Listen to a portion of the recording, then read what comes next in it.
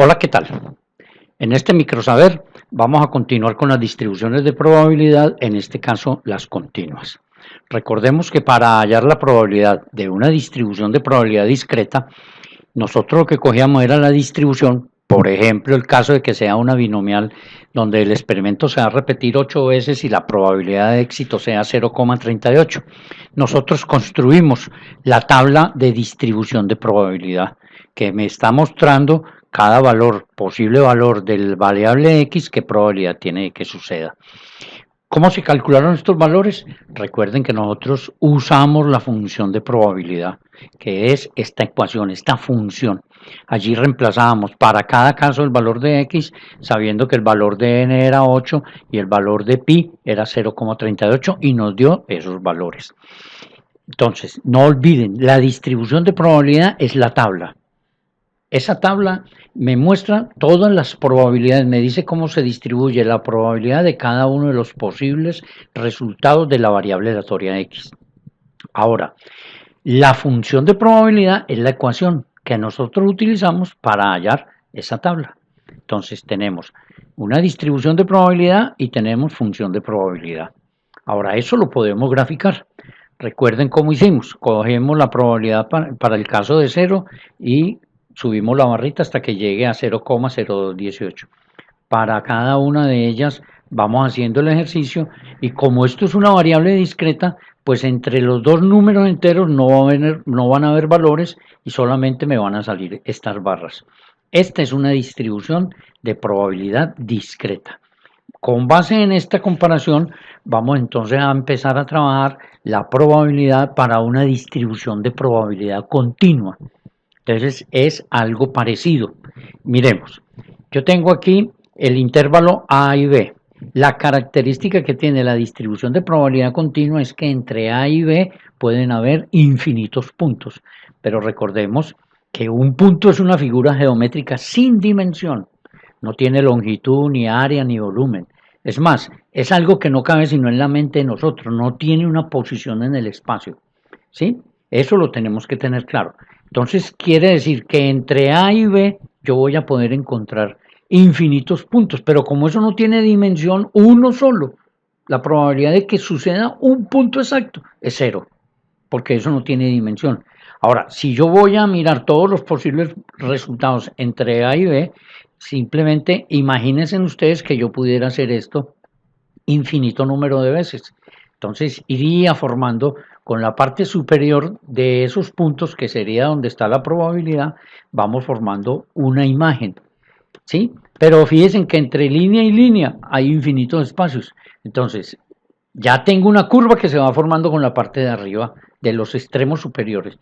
Pero para yo hallar el área no me sirve cogerlo punto por punto, porque son infinitos puntos.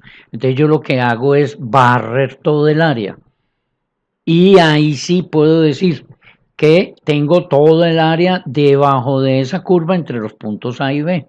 Entonces, esa área será la probabilidad de que el evento se encuentre entre A y B.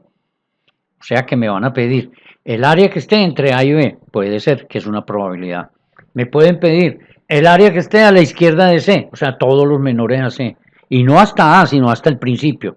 Me pueden pedir todos los mayores de D, o sea, los que estén a la derecha. En general, ¿cómo se calculan estas áreas? Entonces, tengo que tener una función de densidad de probabilidad. Y eso es lo que vamos a empezar a ver con las variables continuas.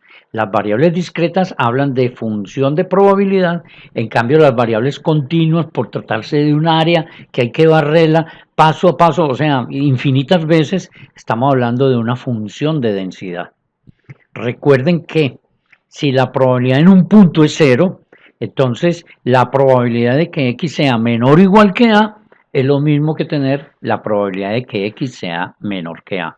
Quiere decir que en las variables continuas, introducir o no introducir los extremos es lo mismo, no altera el resultado para nada cuando estoy hallando probabilidades. La probabilidad o la distribución de probabilidad más importante en la estadística y dentro de las normales es la distribución de probabilidad normal. Vamos a mirar qué es un comportamiento normal. Supongamos que yo tengo una población y que tiene un promedio mu. Llámese la población, la edad de los niños que están en sexto grado de primaria en Sincelejo. Esa es toda una población. Y un promedio de edad mu cualquiera habría que hallarlo. Pensemos en el peso de los estudiantes de este grupo. Entonces, si esa es la población, habrá un promedio del peso de los estudiantes de este grupo. Siempre que nosotros tomemos una serie de medidas, tendrá una media y su comportamiento será más o menos el siguiente. Si estamos hablando del peso de las personas, habrán algunos flaquitos que pesan menos que la media, el promedio del grupo, pero habrán otros que estarán alticos de peso y pesan más que la media del grupo. En general, el grupo va a estar en torno a la media. En general, el grupo se comporta alrededor de la media. Esto es un comportamiento normal. Y a él le podemos asociar una distribución, una imagen que la vamos a llamar una campana. Se conoce con el nombre de Gauss y es la que nos va a ayudar a representar la distribución de probabilidad de la variable aleatoria. Normal en este caso. Entonces, esa ecuación que me va a servir más adelante y que la vamos a llamar función de densidad, porque es la que me va a servir para hallar las áreas debajo de esa campana, es la que tenemos allí.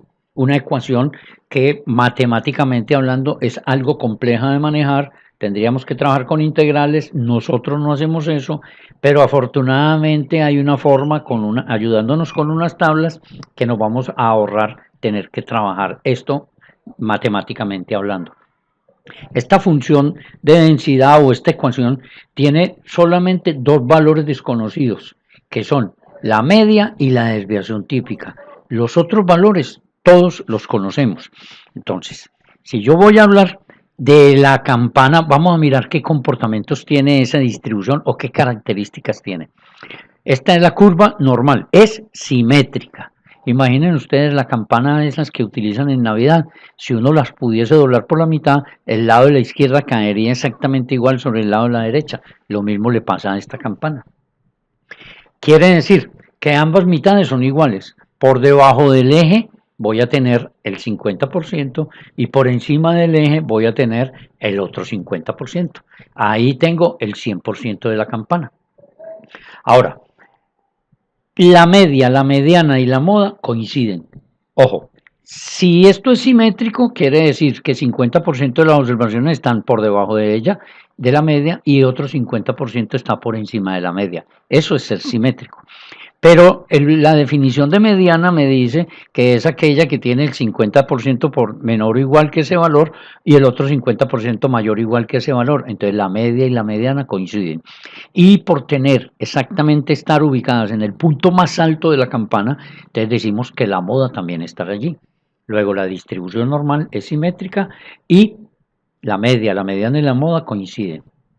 Ahora, teóricamente, esa campana viene desde menos infinito y va hasta más infinito. Y es asintótica, o sea, no corta el eje de las X, viene desde menos infinito y va hasta más infinito. Matemáticamente hablando, eso lo que me quiere decir es que el valor, la variable X puede tomar cualquier valor, desde menos infinito hasta más infinito. Después veremos que en la práctica eso va a tener una restricción. Ahora, observemos otra característica de la distribución normal, o sea, de las campanas. Puedo tener tres campanas diferentes, todas ellas simétricas, con la media, la mediana y la moda coincidiendo en el mismo punto, pero son distintas.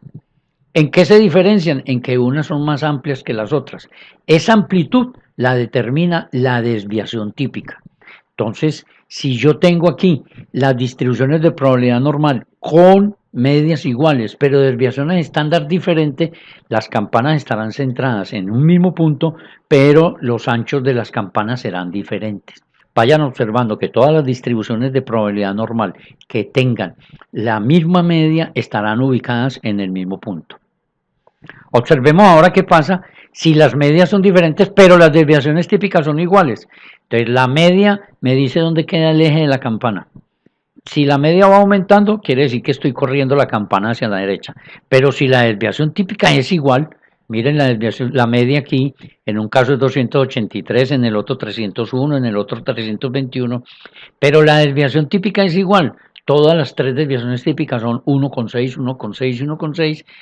Quiere decir que la misma campana, igualitica las tres veces, lo único que he ido es desplazándola hacia la derecha. Entonces, ahí tengo una distribución de probabilidad normal con medias diferentes, pero desviaciones típicas iguales. Ahora puede suceder la otra opción, que tanto las medias como las desviaciones típicas sean diferentes. Entonces voy a tener tres campanas totalmente distintas, centradas en puntos diferentes y con desviaciones típicas diferentes. Eso nos lleva entonces a pensar que las distribuciones de probabilidad normal, que la vamos a representar con esta función f de x, que es la que nos va a servir para hallar las probabilidades, nos van a representar la campana o la distribución normal. Para hallar la probabilidad entre A y B, lo que yo tengo que hacer es calcular el área debajo de la campana comprendida entre A y B. Y para calcular esa área, ahí tenemos un dolor de cabeza grandísimo, porque tengo que hacer una integral, un cálculo matemático. Nosotros no manejamos las integrales, tendría que hacer la integral entre A y B de esa función. Entonces nosotros nos vamos a apoyar en unas tablas que más adelante vamos a trabajar. Sin embargo, yo puedo decir que esa distribución normal, X, quiere decir se distribuye de forma normal con una media y una desviación típica dada. Podemos decir entonces que los parámetros básicos de una distribución normal son la media y la desviación típica. Conociendo usted la media y la desviación típica, puede establecer, puede determinar la ecuación, perdón, la distribución de probabilidad normal. Como el número de distribuciones normales es ilimitado, porque pueden haber infinitas combinaciones de medias y desviaciones típicas, cada una de esas distribuciones simétricas, porque la media, la mediana y la moda coinciden, entonces podemos generar una infinidad de campanas. Por eso se dice que la distribución normal es una familia de campanas. Y para poder hallar las probabilidades, tendríamos que integrar cada una de esas funciones de densidad que tenemos. Entonces, vamos a pasar ahora, en la próxima lección, a buscar una forma más fácil de poder trabajar esto sin tener necesidad de estar haciendo las integrales. Con esto queda la parte conceptual de la distribución normal.